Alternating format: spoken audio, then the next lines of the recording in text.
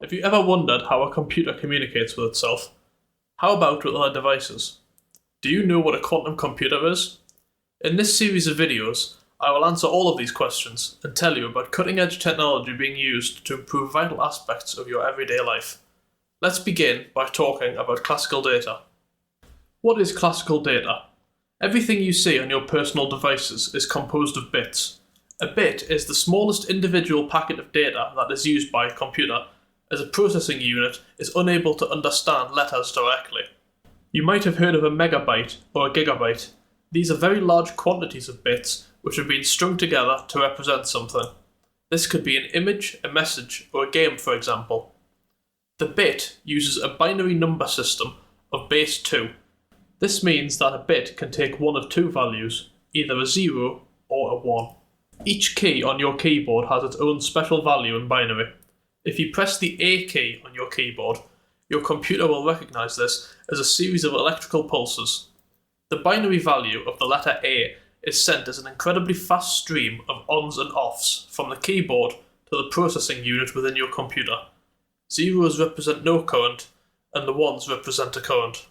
Let's see a rough example. Bob is sending an email to Alice. His email will be converted from its text form into its binary bit format. The email is then sent to Alice as a series of electrical impulses corresponding to the text Bob wrote. Alice's computer receives the email and reconverts it into text form so she can read it. Next, let's look at a quantum computer. Simply put, a quantum computer is a computer which uses the principles of quantum mechanics to complete tasks. A quantum computer has one glaring difference to a classical computer. As mentioned previously, classical bits can take the form of a 0 or a 1. A quantum computer does not use a classical bit, but instead a quantum bit, or qubit. Unlike the classical bit, a qubit is not restricted to a value of just 0 or just 1. A qubit can be both at the same time. This is due to a principle called superposition. To understand the principle of superposition, let's see a simplified model. If we consider a fan which is at an incredibly high speed, if we look at the fan blade, it appears as a blur, and the observer is unable to determine the exact location of the blades at a snapshot in time. Quantum computers will not replace our current computers, as they excel at performing algorithmic tasks, but fall flat when doing tasks like producing graphics for video games. So why do we want a quantum computer? Quantum computers offer an additional degree of processing power over a classical computer. This will cause an incredible technological revolution in many ways. We will be able to better understand the early moments of our universe, improve our pharmaceuticals, and artificial intelligence.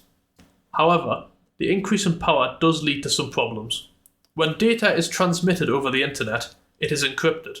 This is done by using a key to encrypt the data and a second different key to decrypt the data. If the second key is intercepted, the encryption can be broken. Fortunately, it will take a classical computer longer than the length of the universe to crack the encryption.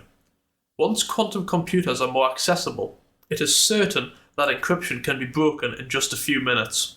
This means that all of your secure information, like banking details, can be hijacked incredibly easily. To reap the benefits of quantum computing, we must solve this encryption problem first. In the next video, we will look more at the encryption problem and its solution. We will also discuss the potential improvements that a quantum computer can bring to our everyday lives. Thank you for watching.